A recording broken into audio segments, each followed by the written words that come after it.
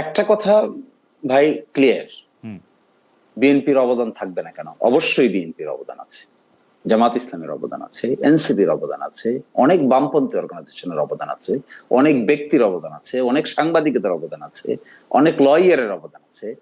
সুতরাং অবদান নিয়ে আজকের বিতর্ক নয়। Everybody has his own contribution, it has to be admitted.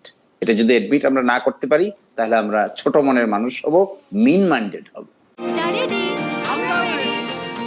চা মানে লাইফটা ভরপুর, চা মানে ইস্পাহানি মির্জাপুর। যারা কন্ট্রিবিউশন করেছে everybody should be given due respect. এই সেটে বিতর্ক এখানেই শেষ।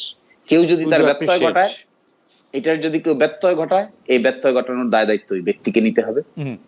ওই ব্যত্যয় ঘটার দায় দায়িত্ব রাজনৈতিক ভাবে ওই দলকে নিতে হবে। বাস, that is what is my statement. But second issue is, আমরা যে বারবার বলছি, আলমদারির রহমান পার্থ ভাই যে কথাটা বলছেন এটা ইমোশনাল। আমার এই ভাই প্রায়ই লোক হাসানোর জন্য, হাততালির জন্য অনেক অযৌক্তিক কথা বলে থাকেন। It is his fashion, but I respect his fashion.